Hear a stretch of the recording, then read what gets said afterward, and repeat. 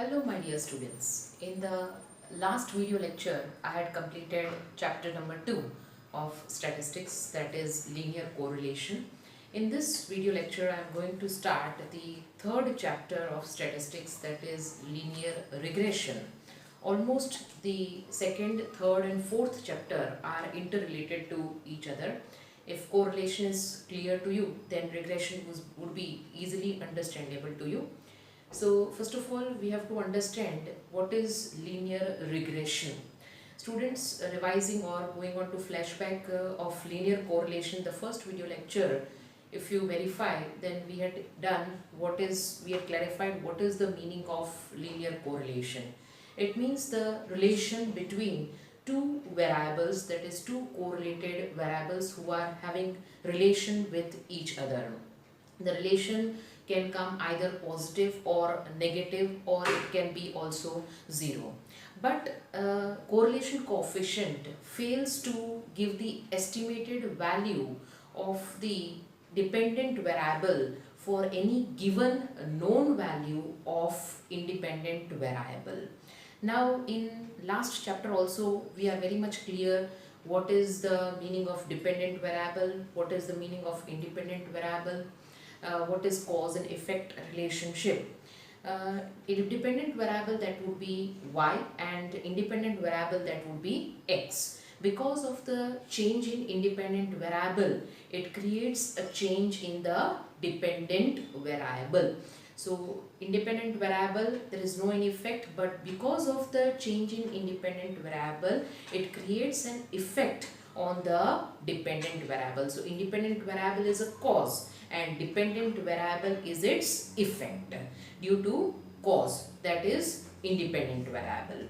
Okay, so we had already clarified in the last chapter these concepts, that is cause and effect relationship and dependent variable and independent variable. Again explaining it with a simple example that I had already explained in the previous video lectures, that is the example of rainfall and yield of rice. Students, you are knowing very well, if the rainfall increases, then yield of rice will also increase, and if the rainfall decreases, then yield of rice also decreases.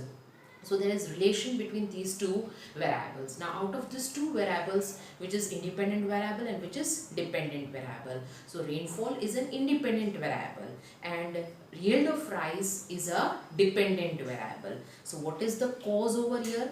Cause is rainfall, and its effect, due to rainfall, its effect is caused on the yield of rice. So there is a cause and effect relationship also, and the independent variable and the dependent variable. So this topic I hope so you have cleared from this example. Now moving on to linear regression. Linear regression, over here you can see on the board, I have written the meaning or the definition of linear regression. That is a mathematical or functional relationship. Over here also, as in correlation, here also there is a relation between two variables. Either it may be mathematical or functional. Between two correlated variables. That two variables are interrelated or correlated with each other, which helps in estimating the value of dependent variable. That is a new point. In correlation, we were able to find the relation between two variables, but we were not able to find the estimated value of dependent variable for any given known value of independent variable. So this is the new point over here, which helps in estimating the value of dependent variable. We want to find any of the estimated value of y for any given known value of x, then that can be done only through linear regression. So for that we have to find the linear regression. Helps in estimating the value of dependent variable for some given known value of independent variable. It means independent variable value is given to you, and on that basis you have to find the estimated value of dependent variable, that is y. And that can be done or possible only through linear regression. Now, after understanding the meaning of linear regression, understanding the cause and effect relationship, what is dependent variable and what is independent variable, let us understand that it was first used. It means linear regression topic was first used by the statistician, that is Sir Francis Galton, during his study of human inheritance. It means whatever we inherit from our forefathers, that study or that research or relation that was done by Sir Francis Galton, and in that he has developed this concept of linear regression. Now, two methods of regression line. There are two methods to find the regression line. If you revise in correlation, there were three methods through which we were finding the correlation coefficient. Over here there are two methods, in which the first method is the same, that is method of scatter diagram. You can see the first method that I have written, scatter diagram method.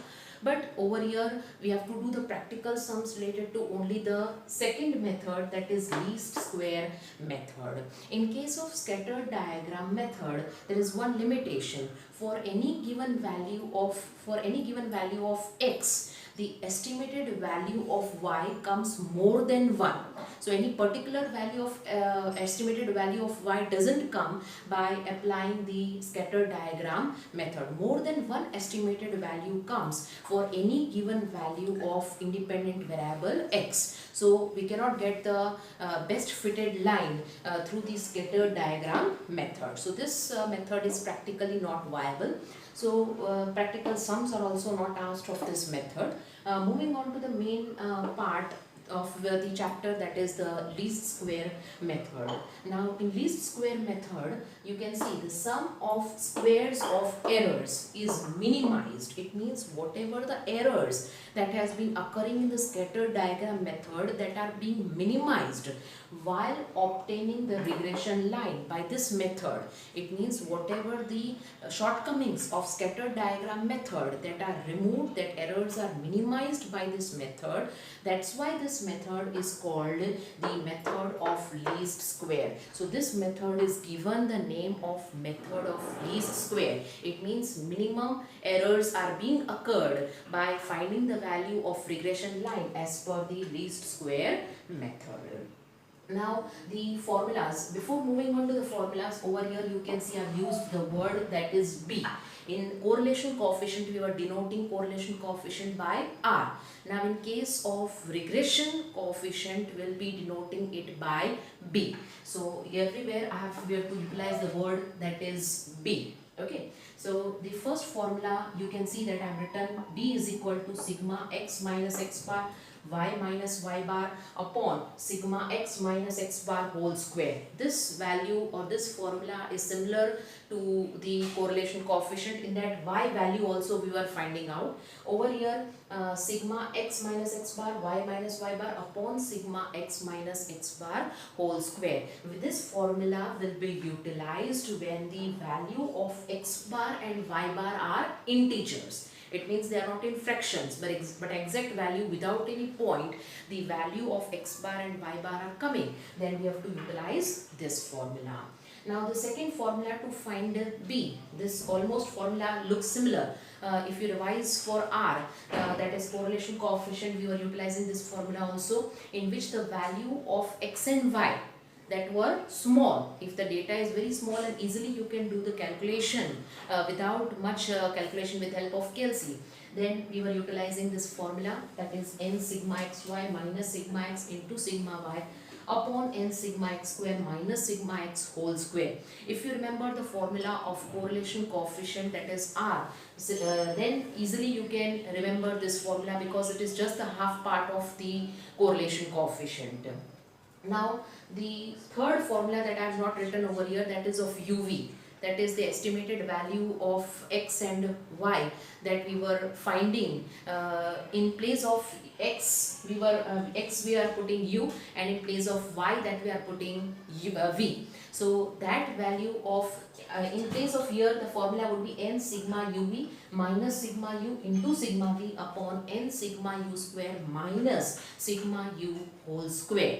That formula is to be utilized when the value of x bar and y bar comes in fraction.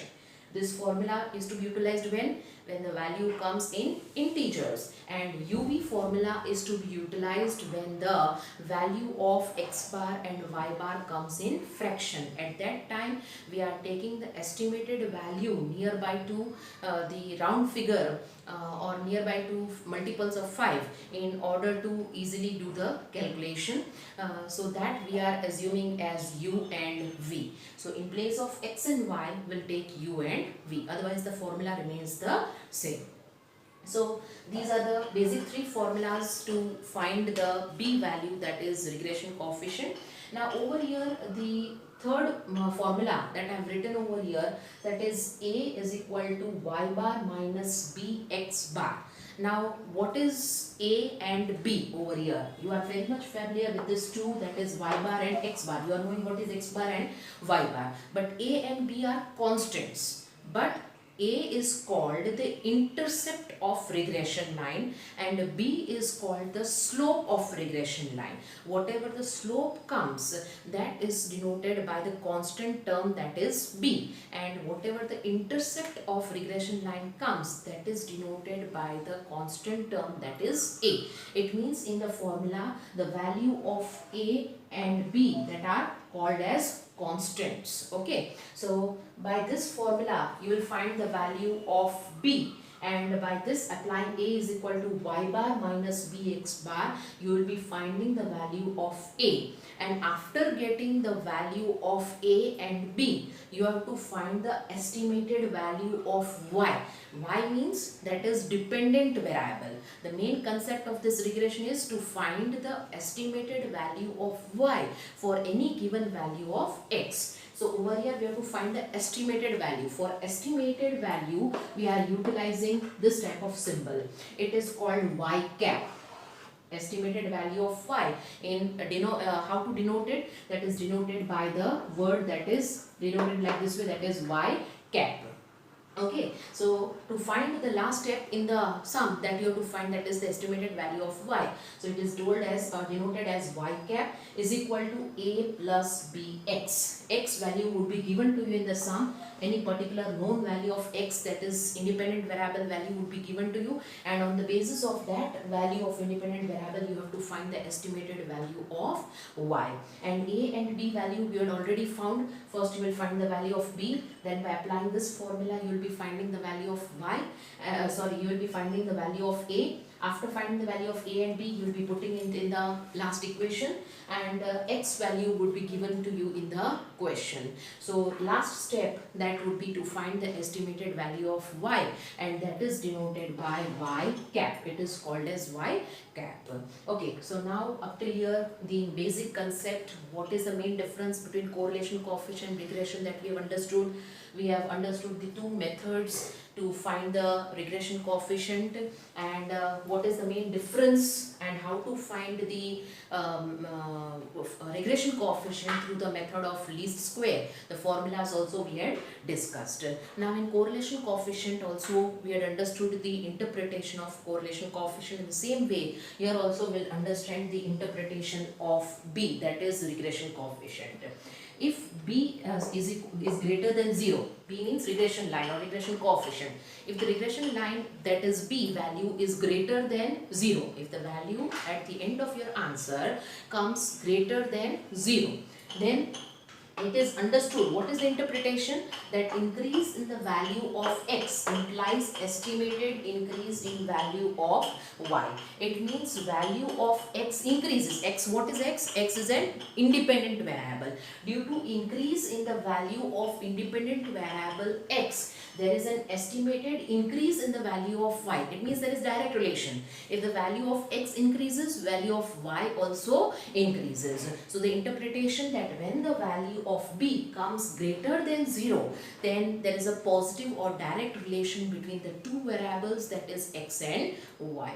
Now opposite to it, if the value of b, that is regression coefficient, comes less than 0, it means less than 0, then it is considered that increase in the value of x. Due to increase in the value of x, the estimated value of y comes decreased. It means there is decrease in the value of y due to increase in the value of x. Over here you can see I have written increase in the value of x implies decrease in the value of y. It means in both the cases x value is increasing, but when the value of x is increasing in one, value of y is also increasing, but in the other situation when the value of x is increasing, value of y is decreasing. It means there is an inverse relationship when the value of b is coming less than 0, and over here when the b value is coming greater than 0, then there is direct relationship between the two variables, that is x and y. So up till here the basic concept of regression, that we have understood what is the formulas to find out the regression coefficient. Now we'll take one of the practical sum of the exercise, that is exercise 3.1, question number 1. Now let us read question number 1 of exercise 3.1, that is on page number 124 of your textbook. First question, from the following data of price in rupees and demand in 100 units of a commodity, obtain the regression line of demand on price, that is y on x. Also estimate the demand when price is 20 rupees. It means we have to find the estimated value of y for given value of x, that is rupees 20. Over here the data you can see that is given to you, that is price and demand. You can see on the board also that is price that I have denoted as x, that is independent variable, and demand that I have denoted with y, that is an dependent variable. So this is price and this is demand. Okay, that is independent variable and dependent variable.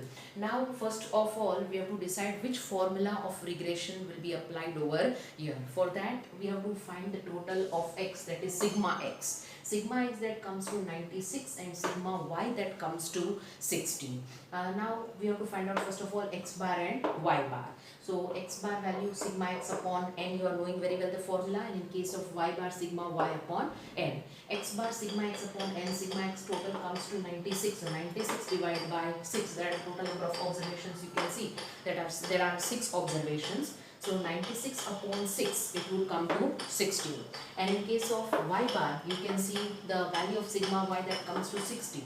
So 60 divided by number of observations, that is 6. So 60 divided by 6, it would come to 10. So you can see that both the values of x bar and y bar that are coming in integers, they are not coming in fractions. So out of the formulas that I have taught to you, we'll apply the first formula, that is sigma x minus x bar y minus y bar upon sigma x minus x bar whole square. That we have to find out the value of regression coefficient.